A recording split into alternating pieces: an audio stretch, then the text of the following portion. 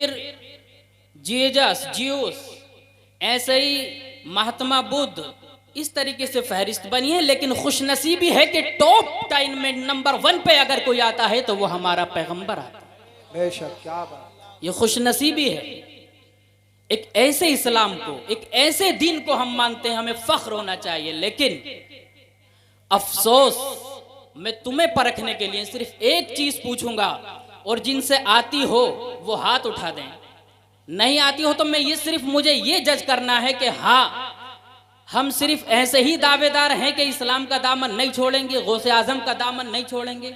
मैं सिर्फ परखना ये चाहता हूं कि जो फंडामेंटल बिलीफ्स यानी बुनियादी अकाइद हैं वो कितने हैं इस्लाम के, कितने लोग जानते हैं इस्लाम के बुनियादी अकाइद क्या है?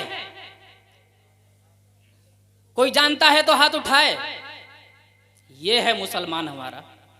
मैं आपकी बस्ती का ही हूं, मिलक उधमपुरे में रहता हूं। मुझे बस यही चेक करना था कि मेरा गांव सिर्फ हवाओं पे चल रहा है या कुछ सीख रहा है। एक बात, ये बुनियादी चीजें जो हम में से एक नहीं जानता। अगर मेरे भाई, मैं मानता हूं कि नाम याद नहीं होंगे लेकिन अमल करते हैं, ये मुझे मालूम है। लेकिन हमारी नॉलेज पढ़ने का तरीका क्या है वो मैं जानना चाह रहा हूं। दूसरी चीज, ये फंडामेंटल बिलीफ्स थे, बुनियादी अकाइद थे, फंडामेंटल प्रैक्टिस करते हैं आप, ये मैं जानता हूं। लेकिन नाम यानी इस्लाम के पिलर कितने हैं, इस्लाम की बुनियाद क्या है, कितने हैं, कोई है जानने वाला? नहीं। तो ये है जन्नत में जाने वाले। देखो, ये है भाई जन्नत में जाने वाले हमारे दोस्त, जो आज पढ़ाई भी करते हैं तो पढ़ते जाते हैं। हाई स्कूल हो गया, इंटर हो गया, ग्रेजुएशन हो गया, पीएचडी, एमफिल, न जाने क्या क्या कर लिया, लेकिन टारगेट सेट नहीं है कि पढ़ना क्या है, बनना क्या है। कितने बंदे ऐसे हैं जो टारगेट सेट करके पढ़ाई करते हैं, चाहे वो मौलवी हो, मेरे ही ग्रुप के क्यों ना हो। कितने लोग हैं ऐसे जो पढ़ने जाते हैं, किसी कॉलेज, यूनिवर्सिटी या कहीं भी एडमिशन लेते हैं तो अपना टारगेट सेट करते हैं। जब तक टारगेट सेट नहीं करोगे, पढ़ते रहोगे, ग्रेजुएशन हो जाएगा, बीए कर लोगे, ये कर लिए, लेकिन बाद में अपने घर वापस आके वही बाप के काम में लग जाना है। टारगेट सेट करो, उसके बाद आप चलते चले जाएंगे। सब तरफ को लाते नहीं मारेंगे, सारी चीजें बराए नॉलेज आप पढ़ेंगे जानने के लिए, लेकिन फोकस जो रहेगा वो आपका एक चीज पे रहेगा। और जब एक चीज पे फोकस रहेगा तो आप उसमें एक्सपर्ट बन जाएंगे। एक्सपर्ट बन जाएंगे तो आपको तरक्की से कोई नहीं रोक सकता, चाहे वो कोई सा भी फील्ड हो। बात समझ में आ रही मेरी? समझ रहे हैं क्या नहीं?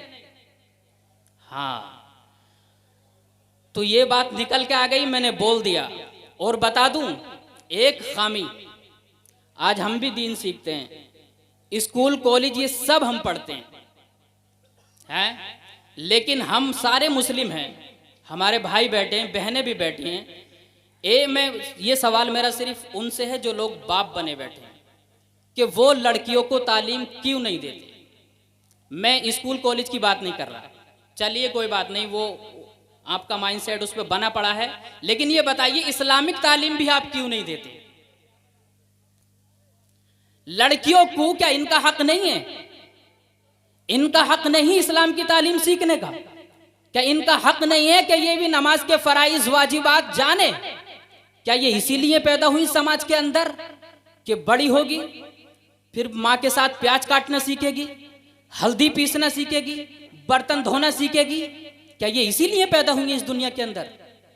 इन्हें हक नहीं कि ये अपने दीन के बारे में जाने, इन्हें हक नहीं कि ये खातून जन्नत की जिंदगी को पढ़ें। मैं पूछना चाहता हूं उन बापों से जो अपनी बच्चियों पे गौर नहीं करते, मुझे बताइए। अरे ये हमारी और आपकी बहनें। और एक जो मेरे दिमाग में आता है वो बता दूं आपको, वो क्या कीड़ा है जो पढ़ने नहीं देता? वो समाज का माहौल। हर बाप के जहन में ये रहता है कि मेरी बेटी पढ़ने जाएगी तो न जाने कोई किस निगाह से देखेगा। और ये निगाह से देखने वाले कौन हैं? तुम हो, मैं हूं, ये हैं, हम हैं। और आज हमारी बदनिगाही का रिजल्ट ये हुआ कि हमारी माँ बहनें इस डर से घर में बैठी हैं और वो पढ़ने नहीं जाती। अगर हम किसी की माँ बहन को देखना तकना बंद कर दें तो खुदा की कसम माँ बाप के दिमाग से वो जो फिट हो गया है कीड़ा वो निकल जाएगा और इन बच्चों को भी इनका अपना हक मिलने लगेगा, अपना हक इन्हें मिलने लगेगा। तो ये हमारी और आपकी ही बहनें हैं जो हमारी करतूत की वजह से पढ़ाई दीन से दूर रह रही हैं, तालीम हासिल नहीं कर रही। मैंने कहा इन्नका लअला खुलुकिन अज़ीम, मोहम्मद नबी अकरम सल्लल्लाहु अलैहि वसल्लम का अखलाक दुनिया के अंदर सबसे बेहतर है। इस दौर में, आप सोशल मीडिया के दौर में, टेक्नोलॉजी के दौर में, आप डिबेट्स भी सुनते होंगे, आपका खुद ख्याल होगा और सुनते हैं तो पता होगा कि आपके दीन को कितना टारगेट किया जा रहा है, आपके दीन पे कितनी उंगली उठाई जा रही है। आप जानते हैं बहुत से ऐसे चैनल्स खुल गए हैं जिनका सिर्फ यही काम है कि इस्लाम को ही बदनाम किया जाए, सिर्फ इस्लाम को बदनाम करना है। आपने आज से पहले एक्स मुस्लिम नाम सुना है? एक्स मुस्लिम नाम सुना है? सुना होगा, उसे मुर्तद कहते हैं। एक्स मुस्लिम, ये मुर्तद सुनने में ही आते थे, देखने में नहीं आते थे, लेकिन आज देखने में आते हैं। क्या कहता है इस्लाम? ये एक चैनल है जो सोशल मीडिया पे चलता है। क्या कहता है इस्लाम? इस नाम से चलता है, जिसे पिनाज गुफ्ता के नाम से एक लेडी चलाती है, और इस पे ये एक्स मुस्लिम जो इस्लाम से फिर गए उन्हें एक्स मुस्लिम कहते हैं। इस्लाम जिन्होंने छोड़ दिया, पहले मुस्लिम थे उसके बाद उन्होंने इस्लाम छोड़ दिया, वो एक्स मुस्लिम है यानी मुर्तद हैं। ये लोग उस चैनल पर बैठते हैं और कुरान के अंदर से सिर्फ उन आयत को पकड़ते हैं, उन आयत को पकड़ते हैं कि जिनमें कत्ल का, जंग का, जिहाद का हुक्म दिया गया है। बेशक। और दुनिया में ये प्रोपेगेंडा फैलाते हैं कि इस्लाम एक ऐसा धर्म है, ऐसा दीन है जो सिर्फ मार काट का हुक्म देता है। ऐसा नहीं है, ऐसा बिल्कुल नहीं है। और वो आयत भी कोट करते हैं। मैं तुम्हें एक आयत बता दूं, वो ज्यादातर किसे कोट करते हैं? सूरह तौबा की एक आयत है, फ़इज़ा सलखल अशहुरुल हुरुम फ़क़्तुलुल मुशरिकीना हैथु वजदतुम, फ़क़्तुलुल मुशरिकीना हैथु वजदतुम। इस वर्ड को, इस सेंटेंस को ज्यादा कोट करते हैं, वो पकड़ते हैं। इसका मतलब क्या है? इसका मतलब है कि मुशरिकों को कत्ल कर दो जहां तुम पाओ। फिर वो इस चीज को लेकर सब में फुल डिबेट करते हैं और कहते हैं कि ये इस्लाम का हुक्म है, कुरान का हुक्म ये है कि जहां मुशरिकों को पाओ उन्हें कत्ल कर दो। ऐसा नहीं है, कुरान में बिल्कुल ऐसा नहीं है। ये आयत है, लेकिन मैं इसीलिए इस स्टेज पे खड़ा हुआ हूं ताकि आपके इन चैनल्स के जरिए मैं अपनी ये बात बता दूं। हाथ जोड़ के गुजारिश करूंगा अपने मुफ्तियान इज़ाम से कि खुदा के लिए जो लोग इस्लाम के खिलाफ प्रोपेगेंडा फैला रहे हैं, आप तफसीर का मुताला करें। आपको नॉलेज है तो बराए खुदा इन लोगों को जवाब दें। तो कुरान के अंदर आयत ऐसी हैं, कत्ल का हुक्म है, लेकिन उसका एक लिमिट है।